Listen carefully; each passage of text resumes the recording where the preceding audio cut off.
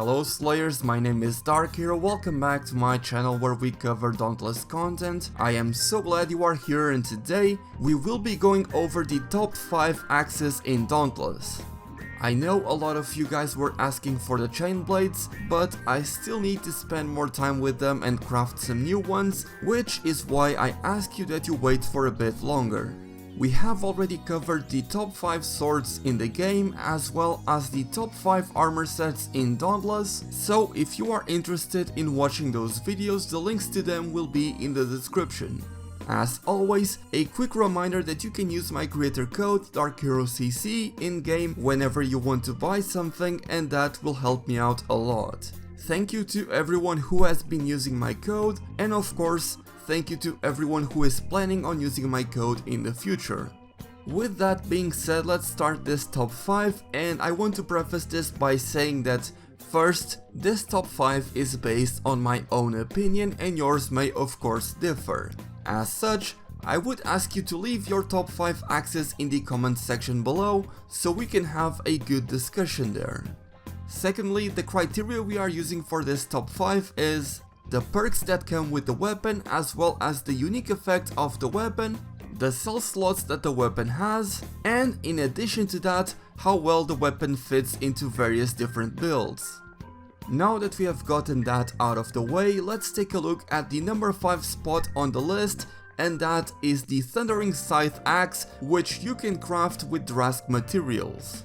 This axe is of the shock element, comes with a Etheric attunement, and its unique effect gives you a 30% damage increase versus behemoth's heads.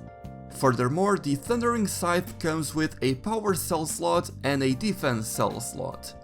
Let's start with the perk. Etheric attunement is a perk that you are most likely going to run in your builds. After all, gaining extra lantern charge will allow you to use your Drask lantern or your Embermane lantern more often, and will significantly increase your damage output.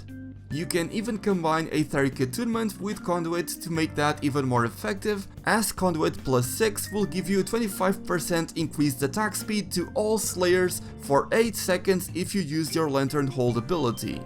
I am aware that 8 seconds may not sound like much, but trust me when I tell you that the axe is one of the weapons that is the fastest at recharging your lantern. All it takes is 1 or 2 charged axe swings, and you'll be back up to full with your lantern fully recharged. And Etheric attunement will make it so that you are able to recharge your lantern even faster. What makes this weapon even better is the unique effect that it comes with. 30% increased damage against the behemoth head is a fantastic damage bonus. This is because, well, for 1 extra damage is always nice, but the axe is a weapon that deals a lot of stagger damage. While the axe may fall behind the hammer, the axe certainly deals a lot more damage overall, and this damage bonus is going to make it so that you are able to knock out the behemoth you're fighting very easily. And to make that job even easier, you can add a knockout king cell to your power cell slot.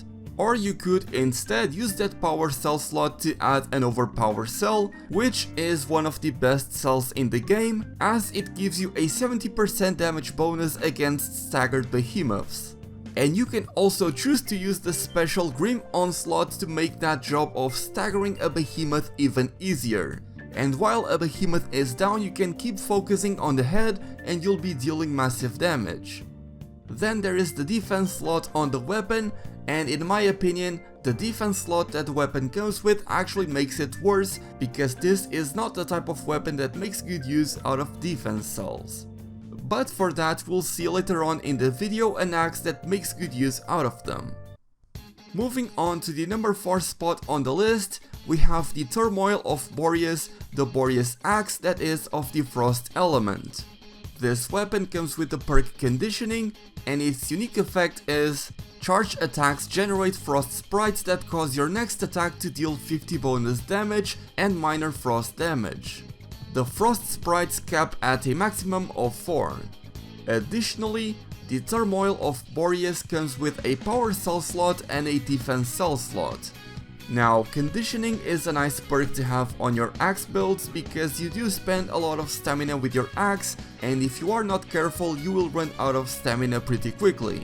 but at the same time, I wouldn't say that conditioning is a priority for axes as much as it is for swords and war pikes. However, the best part about the weapon in my opinion is its unique effect and the fact that it comes with a power cell slot. Since you generate frost sprites by using charge attacks, and that is what you will be doing most of the time with the axe, you will be able to keep them up for a very long time. As such, you will be able to constantly abuse that bonus damage that comes from the frost sprites. Not only that, but the weapon itself being a frost weapon means you'll be able to slow down the behemoth you're fighting, making for an overall easier fight. This will of course be accentuated by the special effect of the weapon. Much like with the previous weapon, the downside of this weapon is that it comes with a defense cell slot, and there isn't a lot you can do with it seeing as this weapon does not take advantage of low life builds. Next up, in the number 3 spot we have the Scarn's Judgment Axe, which you can craft by using Scarn materials. The Scarn's Judgment has the Terra element, comes with Knockout King, and its unique effect is dealing damage has a chance, based on damage dealt, to grant a stacking, refreshing 40 health shield that lasts for 12 seconds. In addition, this weapon comes with a power cell slot and a defense cell slot.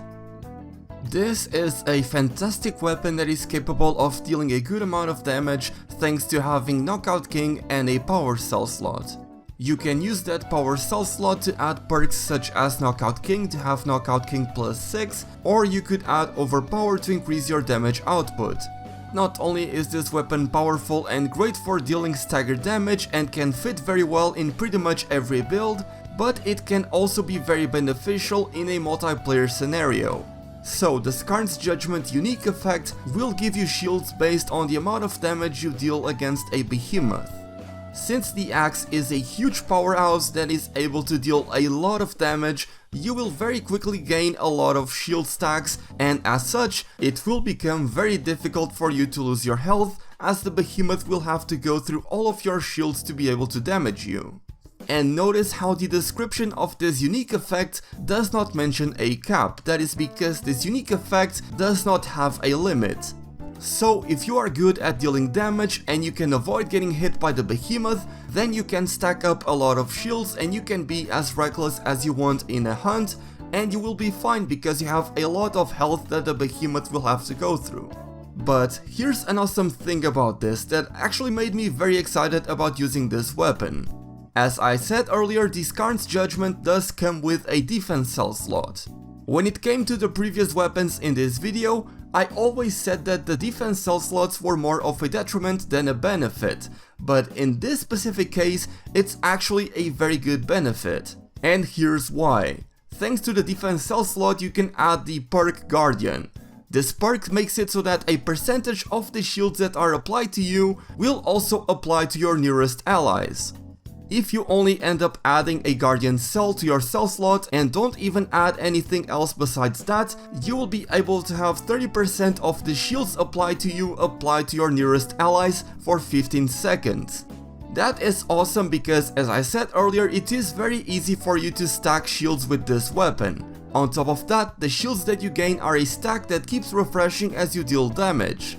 And because of that, the 15-second duration of the Guardian perk will not be taken into account because as you will be dealing damage to the behemoth, the shields will be refreshing for you but also for your teammates. And if you go a step further and get another Guardian cell and get Guardian to plus 6, then you will be giving a whole 60% of the shields to your teammates. Not only is this very powerful, very viable and very easy to fit in just about any build, but it can also be a lot of fun, especially if you have a whole team that is using the same build. If you get other 3 people doing the same thing, all of you contributing towards refreshing your shields, you're going to get thousands and thousands of shields and no behemoth is going to be able to stop you. In the number 2 spot we have the Inferno's Decree, which is the Hellion Axe. Yes, the Hellion weapon did not make it to number 1 this time. But despite not being ranked number 1, in my opinion, it is still an insanely powerful axe that you can use and is going to fit very well with just about any build. This weapon deals blaze damage, its perk is Overpower, and its unique effect is the 6th hit in quick succession deals 250 bonus damage and major blaze damage. The Inferno's Decree also comes with 2 power soul slots. Of course, as I have established many times here in this video, Overpower is probably the best perk in the game as it gives you a 70% damage bonus against staggered behemoths. And because the axe is such a powerful weapon, it's going to be very easy to stagger a behemoth or to break apart, so Overpower is going to be active many times. Additionally, the 2 power cell slots are going to allow you to add another Overpower cell to get to Overpower 6, and you could use the second one to get Rage Hunter, and then add another armor piece to get Rage Hunter to +6. At +6, Rage Hunter gives you a 40% damage bonus against enraged behemoths. So when you start adding all of this, that is going to be an insane damage increase.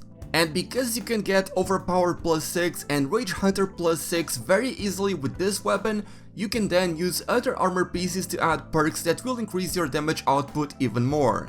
You could add things such as Molten, Evasive Fury, or even Cunning, which can make it so that you deal double damage if you are lucky enough to deal a critical strike.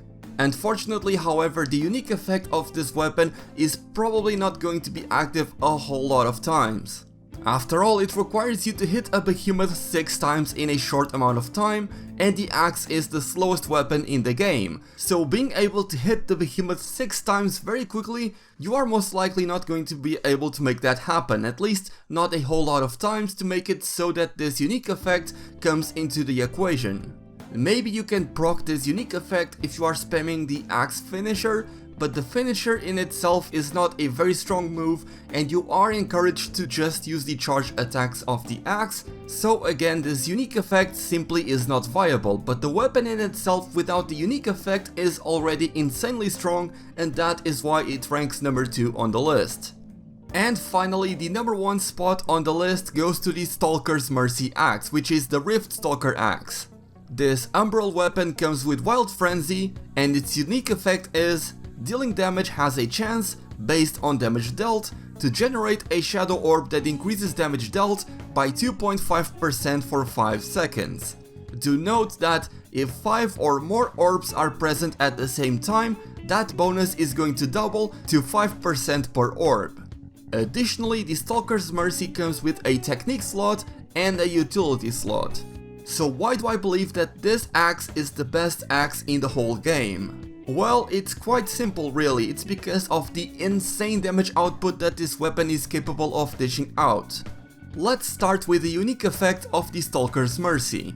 As with all Rift Stalker weapons, dealing damage will give you a chance to generate shadow orbs. That chance is based on the amount of damage that you deal, and because the axe is the strongest weapon in terms of damage in the game, you are going to be able to maintain a lot of shadow orbs present at the same time.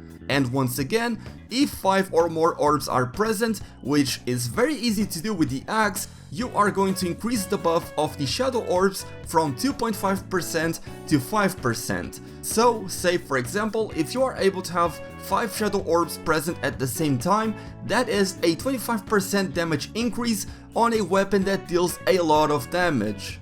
Multiple times I have been able to maintain 8 or 9 shadow orbs for a very long time in a hunt, and that damage output is insane. And then you have the Wild Frenzy perk, which makes it so that when your health is below 50%, your attack speed is increased by 25%. Now of course this sounds risky, you are lowering your health in order to increase your attack speed. But if you combine this with the perk Iceborne and you make a low life build, you are going to be able to maintain 50% health for a long period of time in a hunt. After all, Iceborne makes it so that when you are under 50% health, you gain a 30% damage reduction, and also while Iceborne is active, you gain 8% lifesteal that cannot heal beyond 50% health. So thanks to Iceborne, you will always be within range of gaining the benefits that come from Wild Frenzy. And with a low life build, you could also add the Rage perk, which makes it so that when you are under 50% health, you will deal 25% more damage. And thanks to the cell slots that are present in the Stalker's Mercy, The technique slot is going to allow you to get Wild Frenzy +6, and the utility slot allows you to add Conduit or Etheric Attunement, which are the bread and butter combo of Dauntless. You can easily create a low life build that is going to deal insane amounts of damage and can be very consistent. Yes, I am aware that this weapon doesn't fit very well into a whole lot of builds. But if you do decide to use this weapon with a low life build especially, you're going to see that this weapon completely outclasses the rest of the axes, and that is why it deserves the #1 spot on the list. What did you think about my list of the top 5 axes in Dauntless? Do you agree with me or perhaps disagree with what I said in the video? If that is the case, I encourage you to leave your own top 5 axes in the comment section below. Let's have a good discussion there. Be sure to let me know which weapon you would like to see a top 5 of next. I plan on covering all of them, but I will try to make it so that I can put out the ones you want to see first. Also, if you like this video and if you like the content I produce, then be sure to subscribe and turn on channel notifications so you don't miss an ounce of Dauntless content, and a quick reminder that you can use my creator code DarkHeroCC on checkout on Dauntless, and that will support me a lot. Thank you to everyone who has been using my code, and of course thank you to everyone who plans on using it in the future. And of course, as always, a huge thank you to my patrons for supporting me and helping me do what I love, especially John Cohen and Guildarts Gaming. If you would like to support me, the link to my Patreon is down in the description. But with that being said, thank you all so much for watching. My name is DarkHero, and happy hunting!